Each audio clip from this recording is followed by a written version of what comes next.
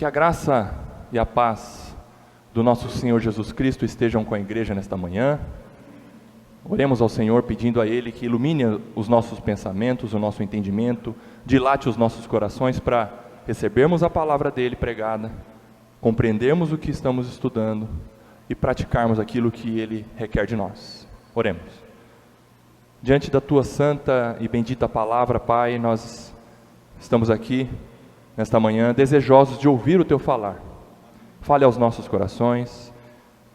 Senhor, que o Teu Espírito Santo produza arrependimento em nós, produza correção, produza ensino, produza amor por Ti, tudo através das Escrituras, porque elas são aptas para isso, Senhor. Assim clamamos, sedentos aos Teus pés nesta manhã, como igreja. Oramos pedindo e agradecendo no nome de Jesus. Amém. Amém. Por favor, capítulo 17 do Evangelho segundo o apóstolo João. Vamos continuar a exposição deste Evangelho rico.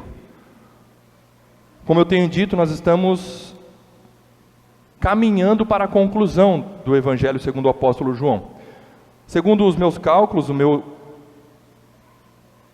a minha agenda, provavelmente o ano que vem a gente termina. Então está quase acabando. Capítulo 17. Vamos terminar o capítulo 17.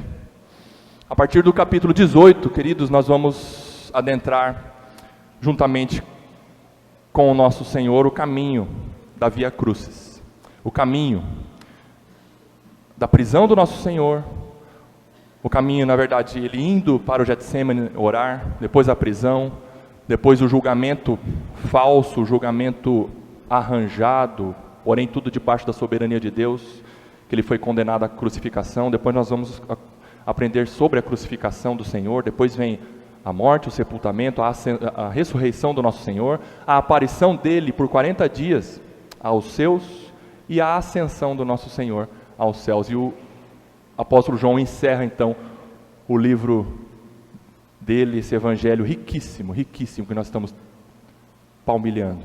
É um evangelho que não é dentre os sinóticos, são os três semelhantes, Mateus, Marcos e Lucas, porém João destoa desses. É maravilhoso, tão quanto os outros, óbvio, né? Mas vamos lá. Capítulo 17, então, nós estamos na oração sacerdotal do nosso Senhor Jesus. Versículo 20 até o 26, terminando o capítulo. Acompanhe a leitura aí na sua Bíblia. Não rogo somente por estes, mas também por aqueles que vierem a crer em mim, por intermédio da sua palavra, a fim de que todos sejam um, e como és tu, ó Pai, em mim, e eu em ti, também sejam eles em nós, para que o mundo creia que tu me enviaste. Eu lhes tenho transmitido a glória que me tens dado, para que sejam um, como nós o somos, eu neles e tu em mim, a fim de que sejam aperfeiçoados na unidade, para que o mundo conheça que tu me enviaste e os amaste, como também amaste a mim. Pai, a minha vontade é que onde eu estou, estejam também comigo os que me deste, para que vejam a minha glória que me conferiste, porque me amaste antes da fundação do mundo. Pai justo, o mundo não te conheceu.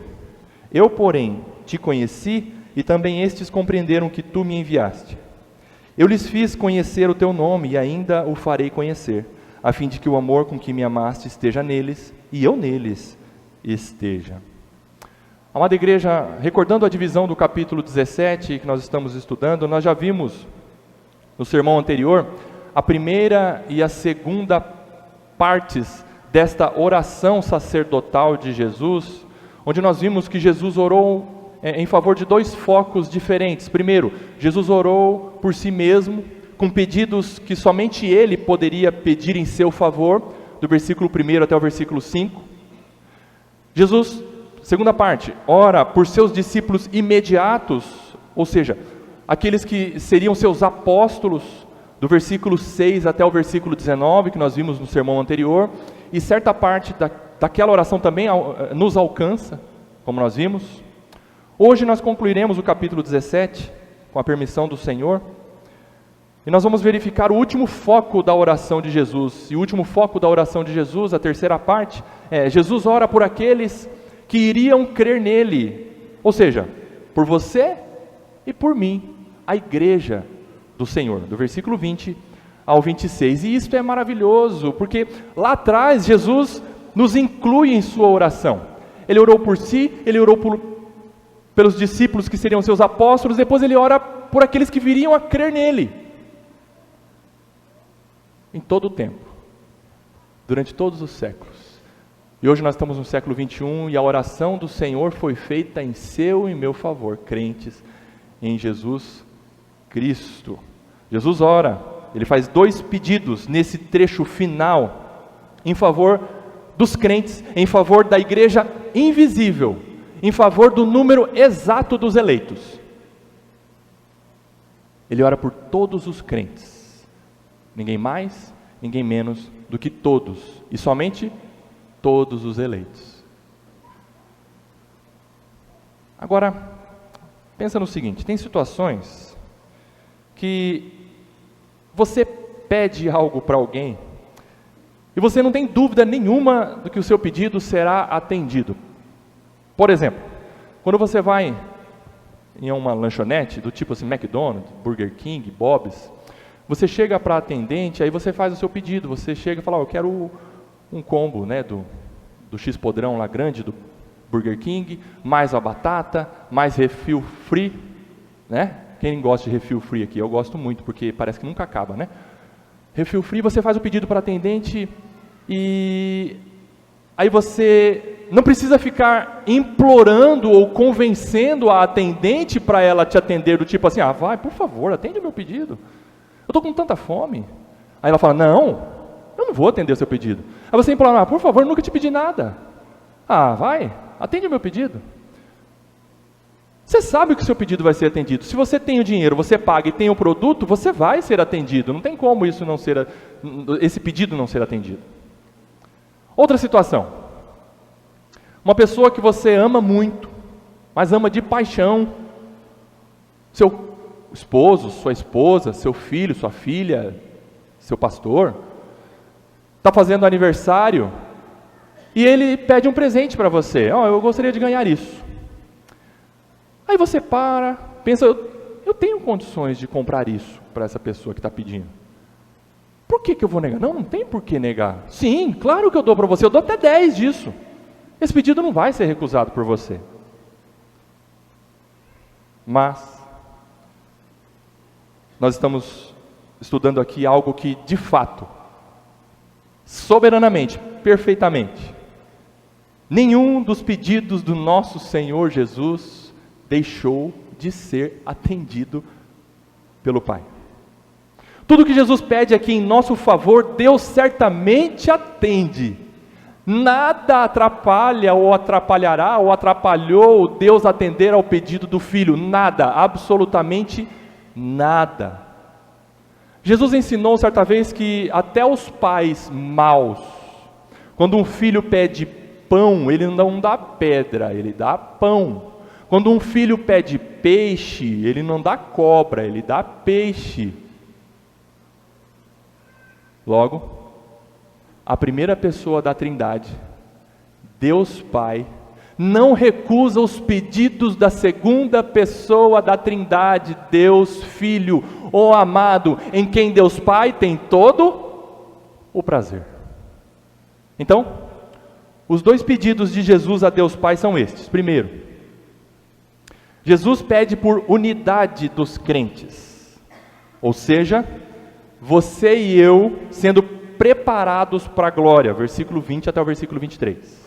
E o segundo pedido em seu e meu favor, Jesus pede que os crentes estejam com Ele para sempre, ou seja, você e eu perfeitos na glória, do 24 ao 26. Primeiro pedido do nosso Senhor Jesus. Jesus pede por unidade dos crentes, você e eu preparados, sendo preparados para a glória, do 20 ao 23. Veja que o nosso Senhor Jesus, Ele anteviu uma dificuldade que nós teríamos ao vivermos coletivamente, ao vivermos como igreja. Qual que é a dificuldade que nós teríamos, ou que nós temos, que Jesus anteviu?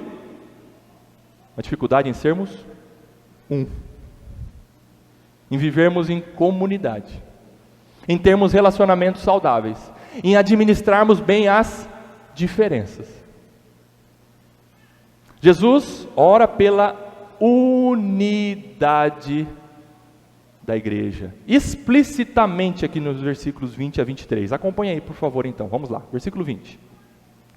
Não rogo somente por estes. Então Jesus, orando ao Pai, está dizendo assim: então, Pai, ó, eu orei por esses discípulos mais próximos, mas eu não oro somente por estes aqui, os discípulos que seriam apóstolos. Não rogo somente por estes, mas também por aqueles que vierem a crer em mim, por intermédio da sua palavra. Agora preste atenção aqui, com relação às pessoas que Jesus está se referindo, Presta atenção. Não rogo somente por estes, os discípulos que serão apóstolos, mas por todos aqueles que vierem a crer em mim, ou seja, todos aqueles no futuro que creram, e no passado que creriam, no Messias que viria.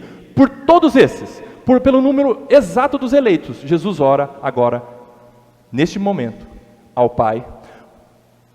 E todos nós cremos em Jesus por intermédio da sua palavra. Qual que é a sua palavra aqui? É a palavra anunciada pelos apóstolos. Sua, aqui Jesus está dizendo, sua, desses homens aqui, que vão anunciar o evangelho dele a todas as nações. Doutrina dos apóstolos, ensino sobre Cristo anunciado pelos apóstolos, o evangelho pregado pelos apóstolos e proclamado pelos séculos dos séculos até hoje. No que a igreja persevera? Na doutrina dos apóstolos. O evangelho anunciado pelos apóstolos foi algo que fez o mundo virar de cabeça para baixo. O cristianismo se expandiu por meio da boca e dos escritos dos apóstolos. Louvado seja Deus por esses homens, homens dos quais o mundo não era digno. Muito bem. Então eu entendo o seguinte: pessoas espalhadas pelo mundo, vivendo mortas em seus delitos, em suas transgressões, em seus pecados, não queriam Deus. Ei, eu estou falando de você e de mim, tá? Todos os crentes, outrora, não queriam Deus, rejeitavam Deus, andavam cegos em seus próprios prazeres. Estas pessoas um dia foram alcançadas por Deus, e de Deus receberam uma nova vida. Você, eu. E de Deus foram regeneradas, creram em Jesus Cristo por meio do Evangelho de Jesus Cristo, foram convencidas de que são pecadoras e que necessitam desesperadamente de um Salvador, ok? Ok. E juntamente com este movimento de Deus trazer pessoas para si, salvá-las, esse movimento também fez com que Ele nos aproximasse uns dos outros. Porque Deus não te salvou e fez, agora você é meu, mas ninguém mais está com você. Esse movimento de Deus fazer assim com você, você é meu, mas Ele faz isso comigo também, você é meu. E faz isso com a Aline também, você é minha. E faz isso com o Rony também, você é meu. O que Ele está fazendo? Ele está nos aproximando dEle. E está nos aproximando mutuamente. Não tem como. Não tem como. Logo, você ser incluído na família da fé e ter pessoas ligadas a você por terem a mesma fé, o mesmo amor, o mesmo Senhor, o mesmo Salvador, querido, isso não é obra do acaso. A pessoa que está aí do seu lado, atrás, na frente, não foi por acaso que você se encontrou e você senta do lado do seu irmão que você senta hoje, que está no seu convívio. Não é por acaso, é obra soberana de Deus para nós. Porque se fôssemos para nós escolhermos quem sentaria do nosso lado, você já sabe, né, a resposta. Ou ninguém, ou somente aqueles que eu gosto muito. Mas Deus colocou essa pessoa do seu lado aí, salvou essa pessoa que está do seu lado, para conviver com você, para ser uma com você. Mas Jesus sabia que por conta da nossa natureza pecaminosa, nós somos individualistas. Nós temos dificuldade em travar relacionamentos saudáveis, convivermos com muita gente. Por isso que na pandemia muita gente gostou por falar, agora, graças a Deus, não preciso ter contato com ninguém. É culto online, é ceia online, é batismo online. E muitos estão desigrejados hoje achando, não, tudo é virtual. Não, nós precisamos de gente. Nós precisamos aprender a conviver. A gente precisa se reaproximar. Todavia, o querer, a vontade de ver os crentes, as ovelhas do aprisco, a igreja em unidade, não partiu e não parte de nós, como se fosse iniciativa nossa.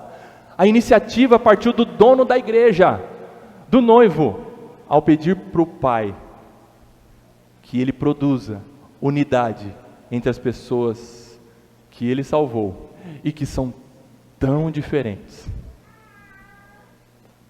mas possuem um ponto de convergência que as une. Foi isso que Jesus, o Senhor e Salvador da igreja, pediu ao Pai, versículo 21. A fim de que, então presta atenção, Pai, eu não rogo somente por estes, os apóstolos, mas por todos aqueles que vierem a crer em mim, por intermédio do Evangelho, da pregação dos apóstolos, da palavra anunciada pelos apóstolos, que nada mais é do que o Evangelho de Jesus Cristo. Então, por que houve salvação? Por que você está aqui? Você crê, você foi ligado na videira, você faz parte do corpo de Cristo. Por quê? Qual a finalidade? 21. A fim de que, olha a oração do Senhor em seu favor, a fim de que todos sejam separados? Cada um viva a sua vida? Não, a fim de que todos sejam um. E como tu, ó Pai, em mim, és tu, ó Pai, em mim, e eu em ti, também sejam eles em nós. Presta atenção nessa fala. Como tu, ó Pai, és em mim, e eu em ti, também sejam eles em nós. Para que o mundo creia, para que o mundo, aqui o mundo crer, não é que o mundo vai ter fé, aqui não é a palavra pistes no grego, não, porque é para que o mundo acredite que tu me enviaste, para que o mundo de fato acredite que o Senhor Jesus é o dono da igreja e constitui um povo diferenciado, um povo unido apesar da diferença. 22, eu lhes tenho transmitido a glória que me tens dado, para que sejam um, como nós o somos. Queridos, Jesus estabelece aqui não um modelo, Ele estabelece o fundamento da unidade e harmonia. Qual que é o fundamento que Jesus estabelece aqui para a igreja, a respeito de unidade? A Trindade. O Pai, o Filho e o Espírito Santo convivem desde sempre em perfeita unidade, não há competição entre eles. A glória da Trindade é revelada por esta unidade harmônica, indissolúvel, perfeita entre as três pessoas que compõem o Deus Trino, Pai, Filho e Espírito Santo. Aí alguém poderia me indagar assim, mas é claro, pastor, assim é fácil viver em unidade, o Pai, o Filho e o Espírito Santo são perfeitos. Um não contradiz o outro, um não fica aborrecido com o outro. O ponto em questão aqui é, por nós mesmos nós não conseguimos.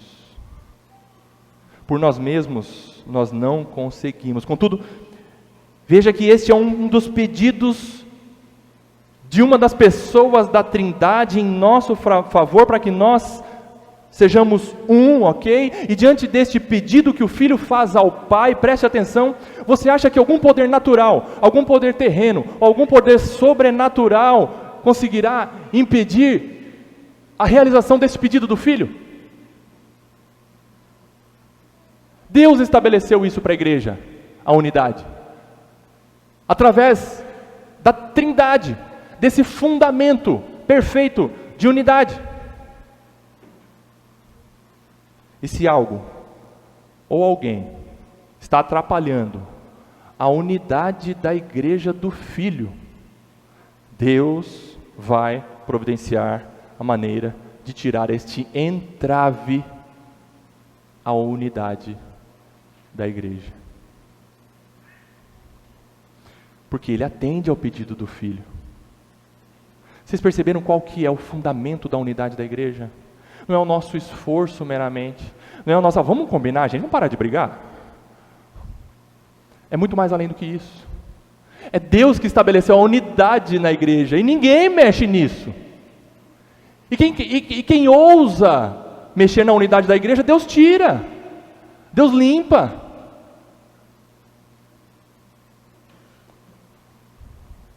O que cabe a nós é buscarmos em Deus sermos agentes de preservação. Fala muito isso hoje, né? Preservar. Então, nós somos agentes de preservação. O que é isso? Cabe a nós preservarmos esta unidade que a igreja já tem em Cristo Jesus. Foi isso que Paulo ensinou à igreja dos Efésios, capítulo 4, versículo 3. Esforçando-vos, esforcem, diligentemente, com toda a dedicação, com toda a vontade, esforcem-se diligentemente por preservar a unidade do Espírito no vínculo da paz. Você preserva a unidade da igreja. É isso que Deus nos capacita. Está para você e para mim preservarmos aquilo que Deus estabeleceu como fundamento para a igreja dele, para nós sermos um. Essa foi a oração do nosso Senhor. E qual que é o poder que opera em nós para nos capacitar a preservarmos a unidade da igreja? O poder do Espírito de Cristo em nós. É do maior para o menor. É de Deus para nós e em nós. Olha o versículo 23. Jesus falou, orando ao Pai, Pai, que eles sejam um, assim como o Senhor é em mim, eu em ti, nós neles. Versículo 23. Eu neles, e tu em mim. Qual que é a finalidade?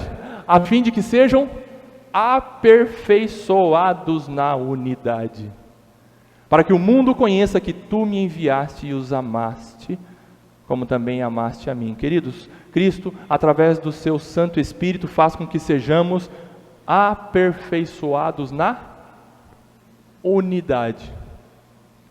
Isso indica um processo. Jesus sabia que a gente não começa pronto, que a gente não inicia a carreira cristã perfeitos, e ele ora ao Pai, pedindo assim ao Pai, Pai, que eles sejam um, como nós somos, a Trindade é um, e que a minha igreja seja unida, tenha unidade, mas os membros da minha igreja, os meus escolhidos, os escolhidos do Senhor para mim, serão aperfeiçoados para isso, serão transformados para isso. Isso significa que ao nos esforçarmos para preservar a unidade do Espírito pelo vínculo da paz, nós estamos sendo aperfeiçoados na unidade, trabalhados, transformados, lapidados para sermos um. É o trabalhar do Espírito Santo na igreja, na sua e na minha vida. Porém, a unidade não é à custa da verdade. Unidade, sacrificando a verdade, não é unidade. Não existe unidade sem verdade. Pastor Hernandes Dias Lopes diz o seguinte: a unidade sobre a qual Jesus está falando não é externa, não é unidade de organização, nem unidade denominacional. Jesus também não está falando sobre ecumenismo, a junção de todas as religiões, Umbanda, Candomblé, católico, evangélico, todo mundo junto, nós adoramos o mesmo Deus. Não, não é isso. A ideia de unir todas as religiões, afirmando que a doutrina divide, mas o amor une, é uma falácia, diz o Dr. Hernandes Dias Lopes, é uma mentira. Não há unidade fora da verdade. Ok, estamos todos baseados na verdade? Amém. Cremos em Jesus Cristo, Deus verdadeiro? Amém. Então, a bênção do Senhor está sobre nós para nos manter unidos, mas não sacrificando a verdade. A unidade da igreja de Cristo é operada como uma engrenagem que necessita de ajustes para que então funcione com harmonia. Querido, o Espírito Santo, ele dá uma lixadinha em você, ele dá uma lixadinha no meu ego, para que a gente seja trabalhado para a engrenagem da unidade trabalhar corretamente. Provérbios diz, assim como o homem, assim como o ferro com o ferro se afia, assim o homem é o seu amigo, a mulher é a amiga também.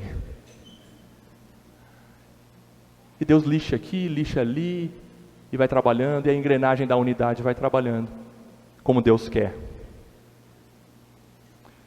E o mundo está de olho na igreja.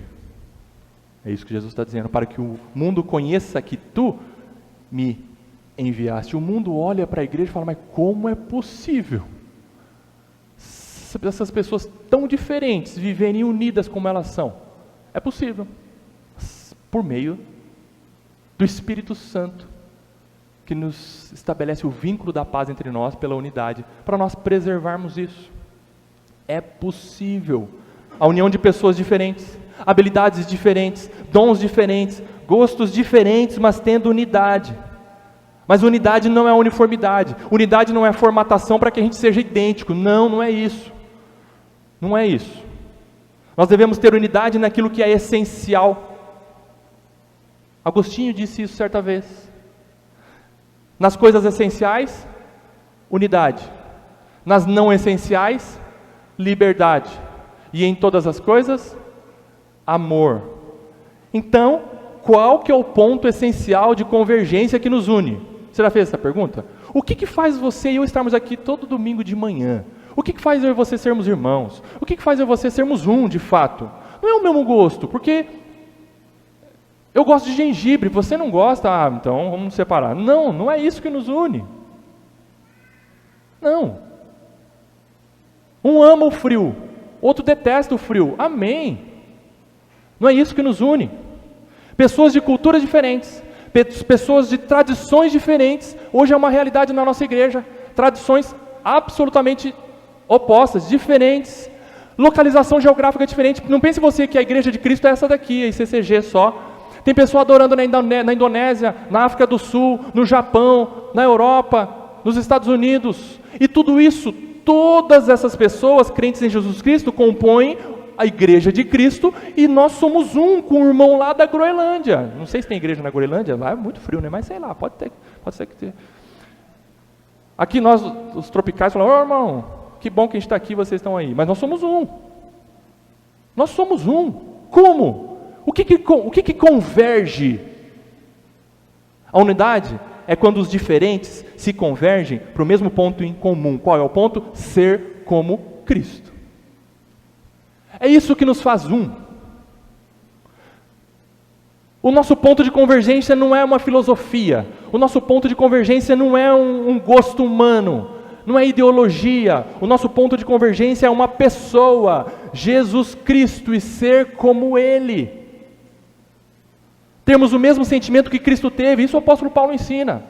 Temos a mente de Cristo, assim como o apóstolo Paulo ensina. Agirmos como Cristo agiu santamente, é isso que nos faz um. Cristo é o que nos faz um, somos membros do seu corpo.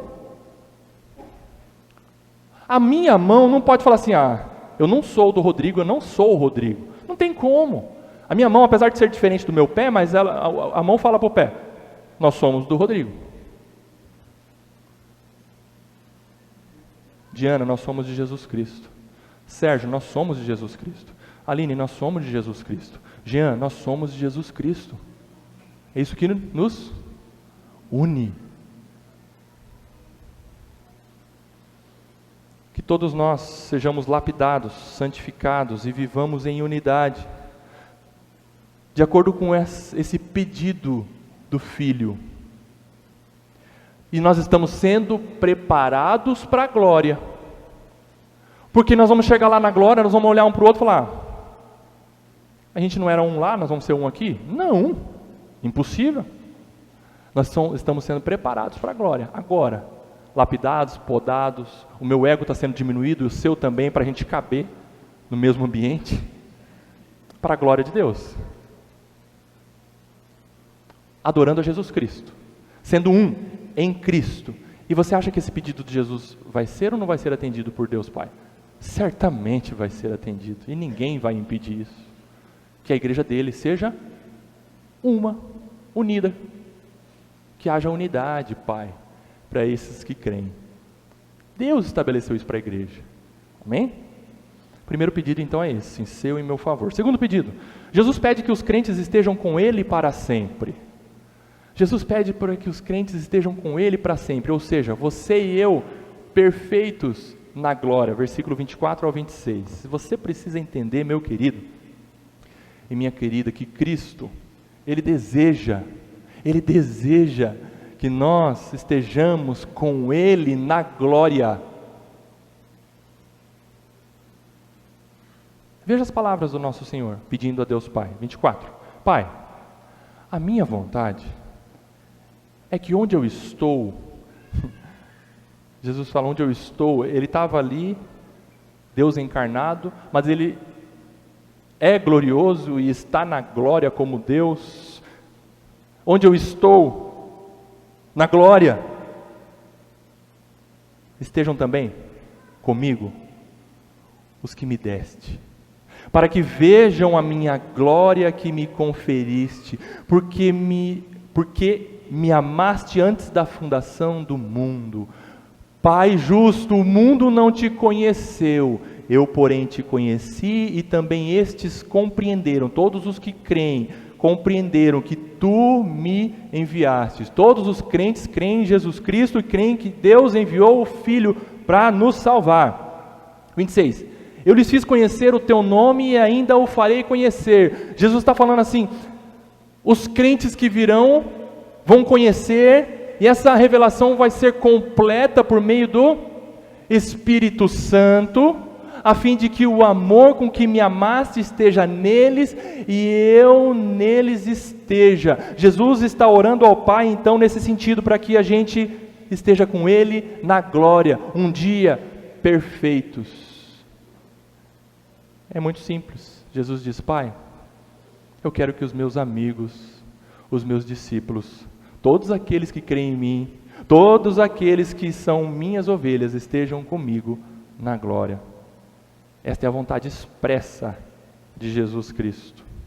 Que maravilhoso, que maravilhoso.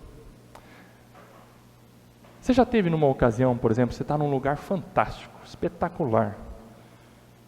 Por exemplo, você está lá no Allianz Parque, assistindo o jogo do Palmeiras. Aí você lembra de um amigo, falou: eu queria que meu amigo estivesse aqui comigo. Não, né? Deixa quieto. Aí não, né, Samuel? Deixa para lá. Meu irmão, minha irmã, a sua segurança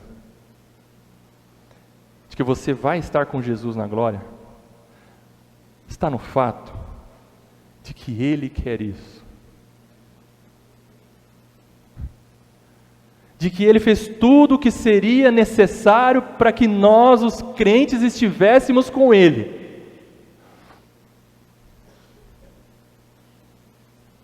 Nesse momento aqui, antes da cruz um pouquinho, Jesus já tem em mente o dia glorioso em que Ele irá encontrar com seus amados, eleitos na eternidade, e Ele pede ao Pai por isso: Pai, eu quero que os meus estejam comigo lá. Não que o Pai não queira isso, não é que Jesus está pedindo e o Pai não queria, como se o Pai dissesse: ó, as más companhias corrompem os bons costumes, hein? Vê lá o que você está pedindo. Não, não é isso, nada disso, jamais. Não há disputa de vontade na Trindade, não é isso. Aqui é tão belo nós vermos que o Deus Filho encarnado diz para o Papai: Papai, eu quero que o Senhor permita, conceda esse meu pedido, de todos aqueles que o Senhor me deu, estejam junto comigo lá na glória. Eu sei que você, crente, anseia por isso. Eu sei que você, crente, anseia em ir para o paraíso. Eu sei que, dependendo do dia, um dia tão nublado, um dia tão obscuro, sombrio, um dia banhado a lágrima, eu sei que o seu coração, em dias que arde pelo Senhor, e você diz assim: Senhor, eu queria estar com o Senhor hoje. Eu não aguento mais. Me leva, Pai. Não aguento mais esse mundo, não aguento mais a mim mesmo, os pecados que eu cometo. Me leva, Senhor, vem me buscar. Mas você já tinha parado para pensar que do lado de lá é a mesma coisa? Que Jesus também anseia estar conosco? Sim, Jesus anseia estar com você, crente, com cada um de nós, aqueles que Deus Pai deu a Ele. Não é só a noiva que anseia a presença do noivo, o noivo também está aguardando alegremente por se encontrar com a noiva, a sua igreja perfeita na glória, e o noivo está lá aguardando. Matthew Henry disse o seguinte: Cristo fala aqui como se Ele considerasse a sua felicidade completa ao dividir essa felicidade com os seus escolhidos. Parece, diz Matthew Henry, que Jesus só vai ser feliz quando tiver os seus com Ele. Lógico, a felicidade do nosso Deus é completa e não depende de nós, mas Jesus pedindo ao Pai, Pai, eu vou aguardar a minha igreja chegar. Eu vou aguardar.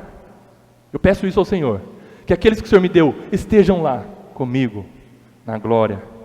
Queridos, nós veremos a glória de Cristo.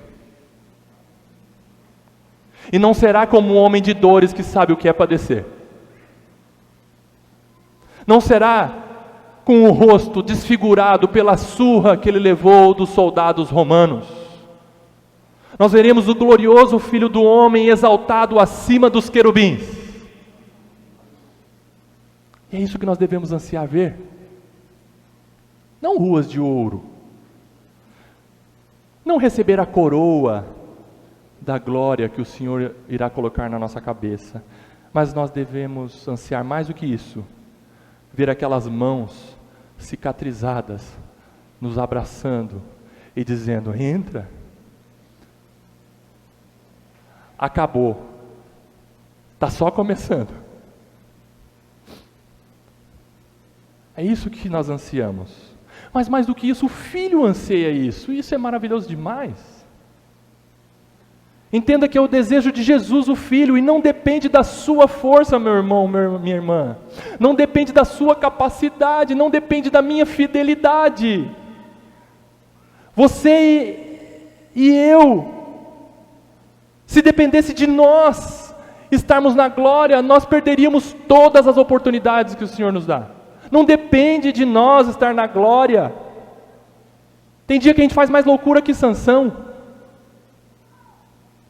Felizmente, estar com Ele no final das contas não depende de nós, mas depende inteiramente do amor e da graça de Deus. Não é por você, não é pelo que você faz, mas é pela graça, somente. Somente pela graça. E este pedido amoroso e gracioso do Filho, será que vai ser atendido pelo Pai? Este pedido soberanamente será atendido por Deus Pai. Nada nem ninguém muda isso. Eu concluo dizendo o seguinte: Cristo desejou vir ao mundo e Ele veio. Cristo desejou se humilhar e Ele se humilhou. Cristo desejou morrer na cruz em nosso lugar e nos justificar, e assim Ele fez. Cristo disse que voltaria ao Pai e Ele voltou. Ele disse que enviaria o Seu Espírito Consolador e Ele enviou para nós sermos um. E Cristo também desejou estar conosco eternamente na glória, e isto acontecerá. Você acha que alguma coisa vai impedir Jesus de ter o que Ele quer? De jeito nenhum. Você crê em Jesus nesta manhã? Você adora Jesus nesta manhã? Você vai estar com Ele.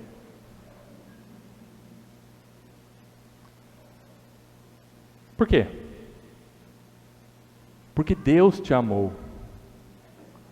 Porque Deus te escolheu para que Cristo esteja com você. Versículo 26. A fim de que o amor com que me amaste esteja neles e eu neles esteja. Jesus, Ele não está fisicamente aqui. Ele subiu ao céu. Porém, Ele está conosco e em nós, pelo Seu Espírito que habita em nós. E este Espírito é poderoso e Ele está nos animando, nos fortalecendo, nos encorajando para nós continuarmos e chegarmos lá.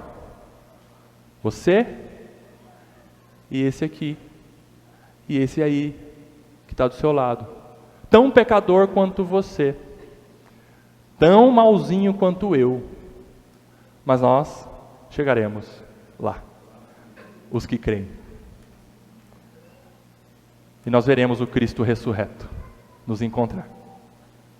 Eu termino com as palavras do pastor Emílio Garófalo Neto, pastor presbiteriano, dizendo o seguinte, ensinando sobre esse assunto: você vai ver Cristo, meu irmão, minha irmã. Você vai contemplar a sua glória. E enquanto este dia não chega, você vai crescer em amor por Ele e pelo povo dEle, à medida em que Ele prepara você para o dia final. E é isto, diz o pastor Emílio, que estava na mente do nosso Salvador nas últimas horas antes de ser preso. O que estava na mente do nosso Senhor antes de ser preso? Você, crente.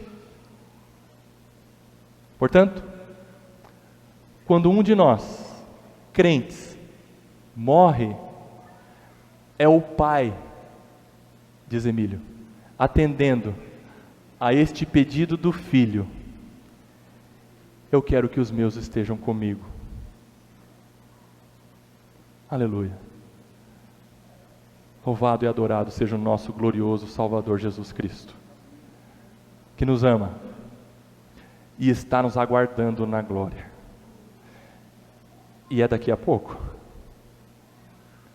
Vivamos preservando a unidade, nos preparando para chegarmos lá preparados pela graça e pelo agir poderoso do Espírito Santo de Deus em nós. No nome de Jesus. Amém.